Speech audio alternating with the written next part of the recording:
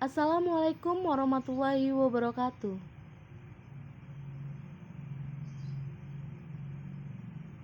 Hai, perkenalkan nama saya Atika Nur Amalina Mufi. Saya kelas 12 IPS 4, hobi saya masak. Saya lahir di kota Cirebon 8 Oktober 2003.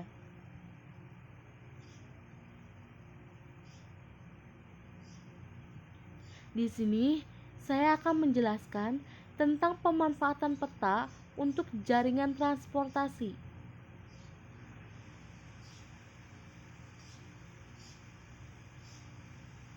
Kegiatan pembelajaran pertama. Tujuan pembelajaran setelah kegiatan pembelajaran pertama ini diharapkan kalian memahami konsep perencanaan transportasi dengan baik.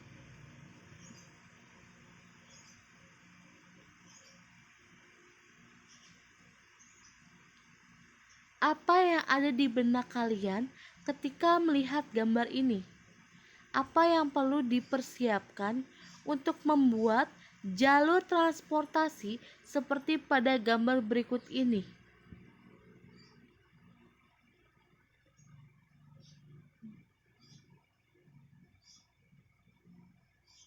Yang pertama, ada konsep transportasi.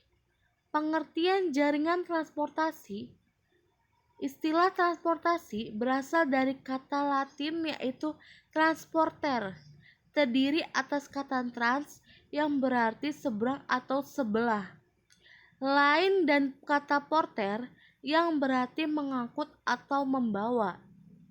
Jaringan transportasi adalah serangkaian simpul dan ruang kegiatan atau kawasan yang dihubungkan oleh ruang lalu lintas sehingga membentuk satu kesatuan untuk keperluan penyelenggaraan lalu lintas.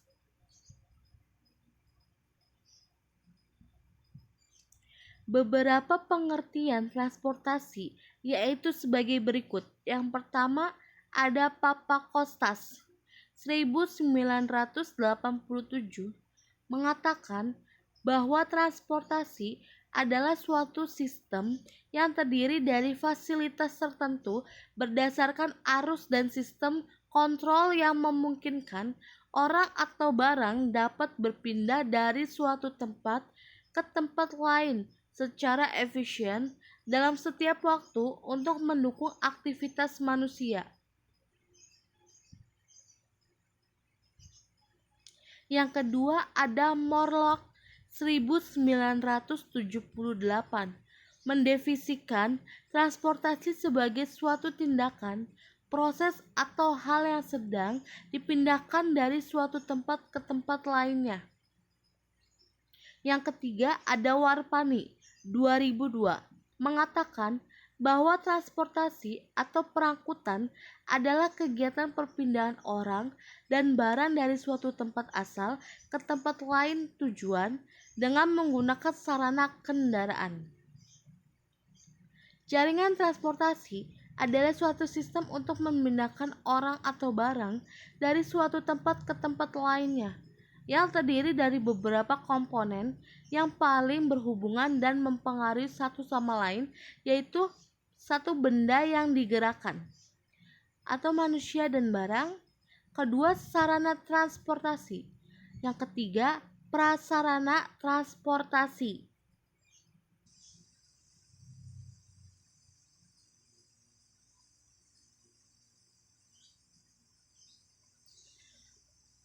Di sini juga ada pengelompokan jalan menurut sistem, fungsi, dan status.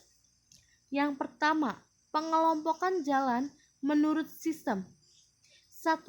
Sistem jaringan jalan primer. Sistem jaringan jalan primer adalah sistem jaringan jalan dengan peranan pelayanan, distribusi barang, dan jasa untuk mengembangkan semua wilayah di tingkat nasional. Yang kedua, sistem jaringan jalan sekunder merupakan sistem jaringan jalan dengan peranan pelayanan distribusi barang dan jasa untuk masyarakat di dalam kawasan perkotaan.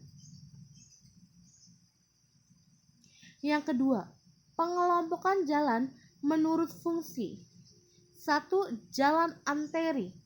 Jalan arteri merupakan jalan umum yang berfungsi melayani angkutan utama dengan ciri perjalanan jarak jauh, kecepatan rata-rata tinggi, dan jumlah jalan masuk dibatasi secara berdaya guna.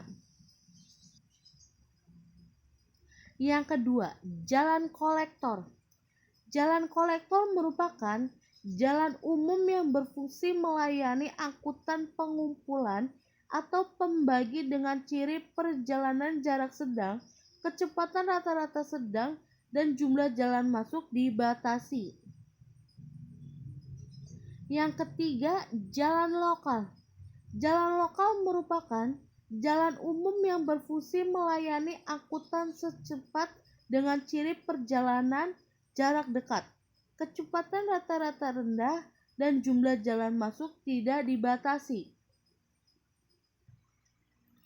Yang keempat, jalan lingkungan. Jalan lingkungan merupakan jalan umum yang berfungsi melayani angkutan lingkungan dengan ciri perjalanan jarak dekat dan kecepatan rata-rata rendah. Yang ketiga ini ada pengelompokan jalan menurut status. Jalan nasional. Jalan nasional merupakan jalan arteri dan jalan kolektor dalam sistem jaringan jalan primer yang menghubungkan antar ibu kota provinsi dan jalan strategis nasional dengan jalan tol. Yang kedua, jalan provinsi. Jalan provinsi merupakan jalan kolektor dalam sistem jaringan jalan primer yang menghubungkan jalan ibu kota provinsi dengan ibu kota kabupaten atau kota serta ibu kota kabupaten atau kota dengan jalan strategis provinsi. Yang ketiga, jalan kabupaten. Jalan kabupaten merupakan jalan lokal dalam sistem jaringan jalan primer yang menghubungkan ibu kota kabupaten dengan ibu kota kecamatan, antar ibu kota kecamatan, ibu kota kabupaten dengan pusat kegiatan lokal, antar pusat kegiatan lokal, serta jalan umum dalam sistem jaringan jalan sekunder dalam wilayah kabupaten dan jalan strategis kabupaten. Yang keempat, jalan kota. Jalan kota adalah jalan umum dalam sistem jaringan jalan sekunder yang menghubungkan antar pusat pelayanan dalam kota, menghubungkan pusat pelayanan dengan persil, menghubungkan antar persil, serta menghubungkan antar pusat permukiman yang berada di kota. Yang kelima, jalan desa. Jalan desa adalah jalan umum yang menghubungkan kawasan dan antar pemukiman di dalam desa serta jalan lingkungan.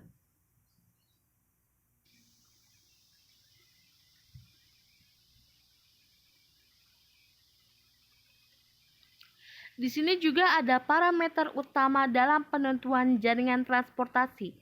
Yang pertama, aksesibilitas. Aksesibilitas adalah konsep yang menggabungkan sistem pengaturan tata guna lahan secara geografis dengan sistem jaringan transportasi yang menghubungkannya. Yang kedua, bangkitkan dan pergerakan. Bangkitkan pergerakan adalah tahapan pemodelan yang memperkirakan jumlah pergerakan yang berasal dari zona atau tata guna lahan jumlah pergerakan yang tertarik ke suatu tata guna lahan atau zona. Ada 4 aspek tata guna lahan menurut Tamin 2041 yaitu 1. Maksud perjalanan. 2. Jarak dari pusat kegiatan. Ketiga, peruntukan penggunaan lahan. Keempat, pemilihan modal perjalanan.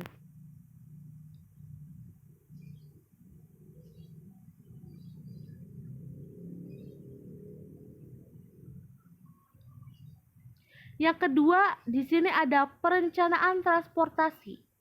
Konsep perencanaan transportasi adalah suatu perencanaan kebutuhan prasarana transportasi seperti jalan, terminal, pelabuhan, pengaturan serta sarana untuk mendukung sistem transportasi yang efisien, aman dan lancar serta berwawasan lingkungan. Perencanaan transportasi adalah kegiatan yang dilakukan untuk merencanakan dan memprediksi kebutuhan transportasi di masa yang akan datang. Data yang dibutuhkan dalam perencanaan transportasi meliputi data kependudukan atau demografi, penggunaan lahan, kondisi ekonomi, dan data kebutuhan perjalanan atau demand travel. Data ini digunakan untuk analisis pola mobilitas penduduk.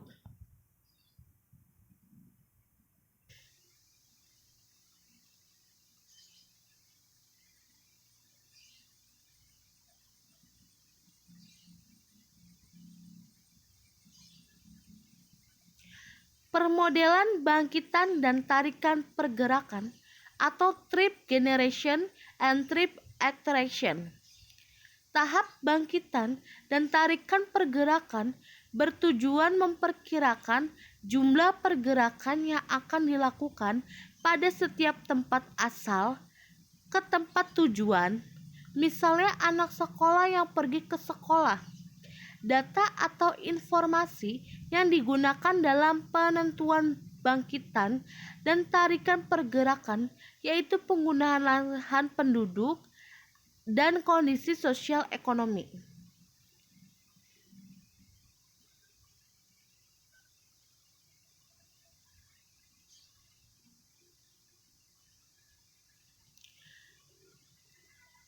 Permodelan sebaran distribusi pergerakan atau trip distribution.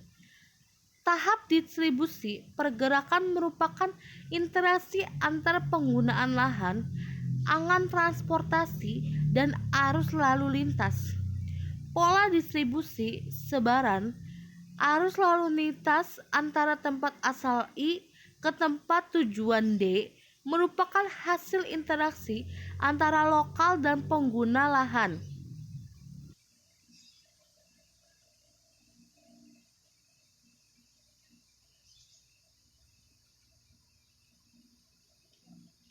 Permodelan pemilihan mode atau model speed. Pemilihan moda merupakan bagian terpenting dalam perencanaan transportasi karena dilakukannya pemilihan jenis angkutan umum. Faktor-faktor yang mempengaruhi pilihan moda antara lain: 1. Kepemilikan kendaraan pribadi. 2. Struktur rumah tangga. Ketiga, pendapatan. Keempat, tujuan pergerakan. Kelima, waktu terjadi pergerakan. Dan yang terakhir, jalan pergerakan.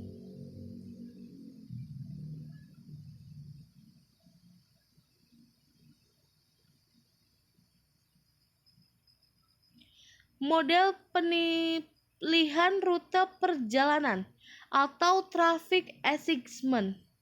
Setiap orang dalam melakukan pergerakan akan cari rute untuk meminimalkan daya dan waktu perjalanan. Dalam proses pemodelan pemilihan rute, data yang digunakan antara lain permintaan angkutan dan jaringan jalan.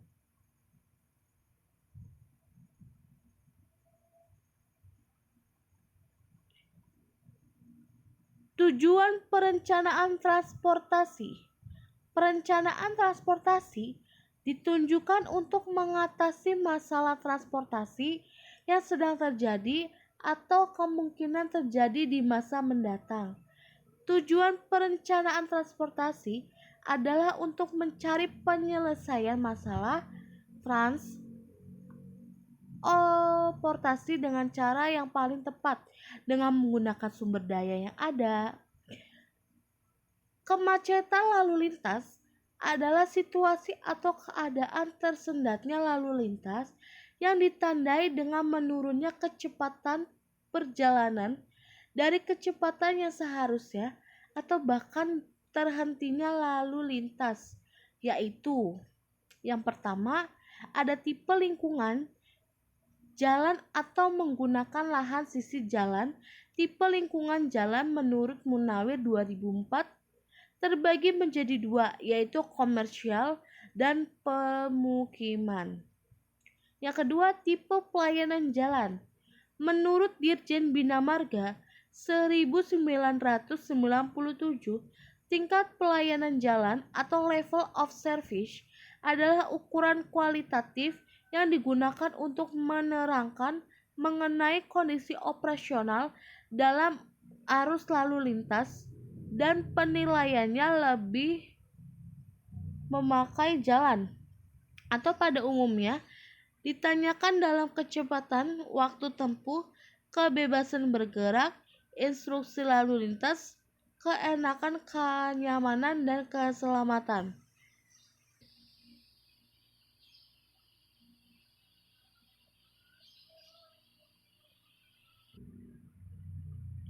Di sini ada tabel karakteristik tingkat pelayanan.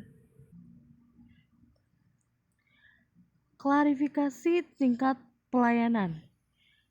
A. Keterangan arus bebas, volume rendah, kecepatan tinggi dapat memilih kecepatan yang dikehendaki. Klarifikasi tingkat pelayanan B. Keterangan arus stabil, kecepatan sedikit, terbatas oleh lalu lintas. Volume pelayanan yang dipakai untuk jalan luar kota. Klarifikasi tingkat pelayanan C. Keterangan arus stabil, kecepatan dikontrol oleh lalu lintas, volume pelayanan dipakai untuk desain jalan kota. Klarifikasi tingkat pelayanan D. Keterangan mendekati arus stabil, kecepatan rendah. Klarifikasi tingkat pelayanan E. Keterangan arus tingkat stabil, kecepatan rendah yang berbeda-beda, volume mendekati kapasitas. Klarifikasi tingkat pelayanan F. Keterangan arus yang terlambat, kecepatan rendah, volume di bawah kapasitas, banyak berhenti.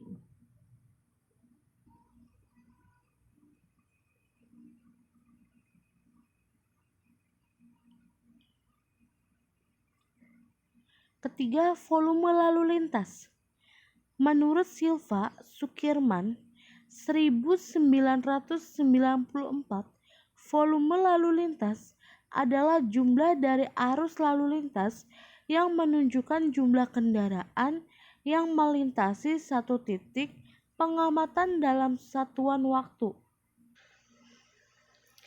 Hari, jam, dan waktu. Adapun nilai akuvalensi mobil penumpang menurut Dirjen Bina Marga 1997 untuk standar perkotaan tersaji pada tabel berikut.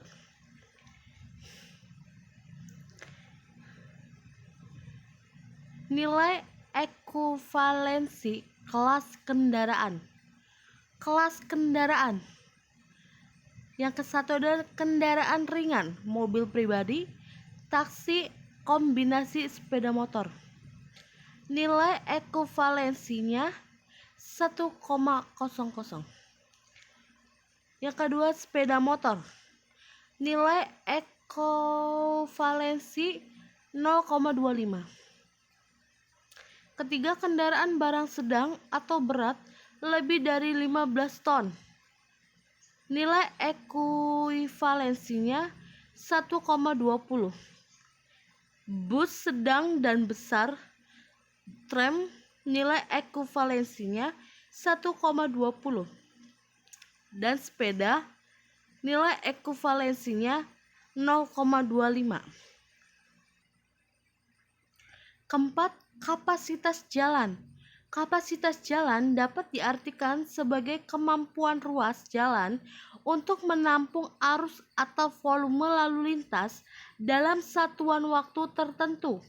Dinyatakan dalam jumlah kendaraan yang melewati potongan jalan tertentu dalam 1 jam, kendaraan per jam, atau dengan pertimbangkan berbagai jenis kendaraan yang melalui suatu jalan digunakan satuan mobil penumpang sebagai satuan kendaraan dalam perhitungan kapasitas, maka kapasitas penggunaan satuan stabil penumpang per jam SMP per jam.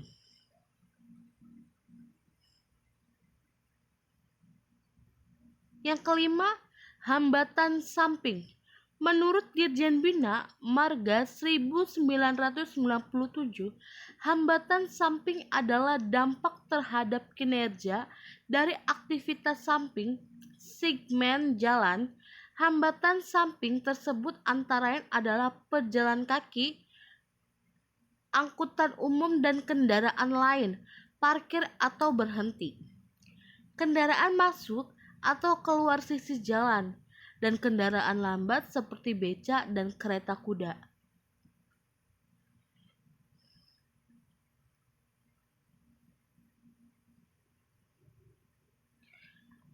Di sini ada hal-hal yang perlu dipertimbangkan dalam perencanaan transportasi. Perencanaan perangkutan pada dasarnya adalah memperkirakan kebutuhan angkutan di masa depan yang harus dikaitkan dengan masalah ekonomi, sosial, dan lingkungan. Berikut ini beberapa hal yang perlu dipertimbangkan dalam perencanaan transportasi. Yang pertama, sarana yang telah ada didaya gunakan secara optimum dan ditunjukkan guna merancang dan membangun berbagai sarana baru. Yang kedua, sarana harus direncanakan untuk memenuhi kebutuhan lalu lintas yang sudah ada maupun yang akan ada. Diletakkan pada lokasi yang tepat di dalam daerah atau kota dan secara ekonomi harus dapat dipertanggungjawabkan.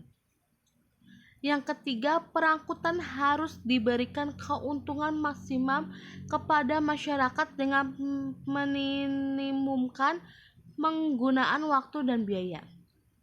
Yang keempat, pada saat yang sama harus diperhitungkan pula peningkatan tuntutan akan perkembangan kota atau tata guna lahan serta perluasan wilayah perkotaan.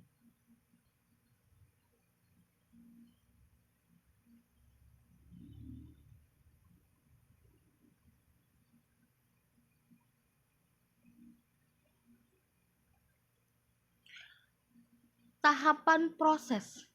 Perencanaan tahapan proses. Perencanaan perangkutan antaranya meliputi 1. Pendataan kondisi yang ada, meliputi tata guna lahan, kependudukan, pemilikan kendaraan, lalu lintas orang dan kendaraan, sarana angkut kegiatan ekonomi, sumber keuangan, dan bangkitan lalu lintas. Kedua, kebijaksanaan pemerintah untuk masa yang akan datang, meliputi pengawasan dan kebijakannya pemerintah atas perkembangan pertanahan serta ciri khas jaringan perhubungan yang akan datang.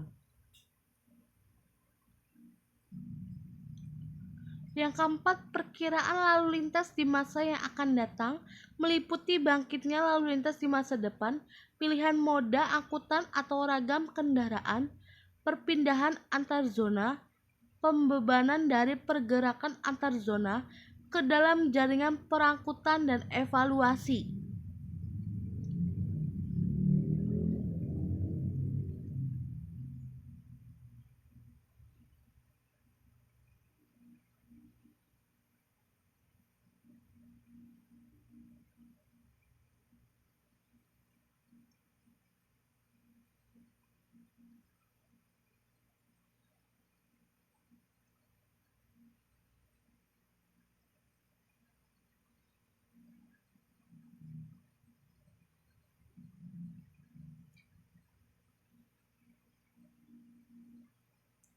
Yang ketiga, pengendaraan jauh.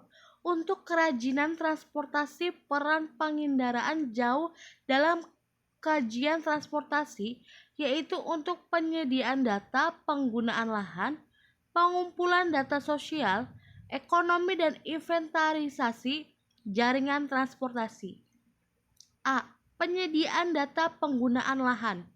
Perencanaan transportasi memerlukan data penggunaan lahan untuk menentukan pola pergerakan, volume distribusi, sarana angkutan, dan tingkat aksesibilitas sistem transportasi.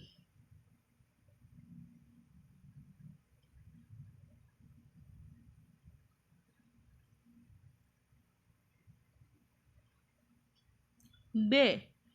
Pengumpulan data sosial ekonomi dan jumlah penduduk. Kondisi sosial ekonomi dan karakteristik penduduk pada suatu wilayah mencerminkan pola penggunaan lahan yang berpengaruh terhadap kebutuhan transportasi. Misalnya, menentukan jumlah bangkitan pergerakan.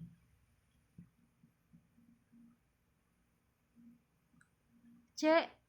Inventarisasi jaringan transportasi atau kondisi jalan.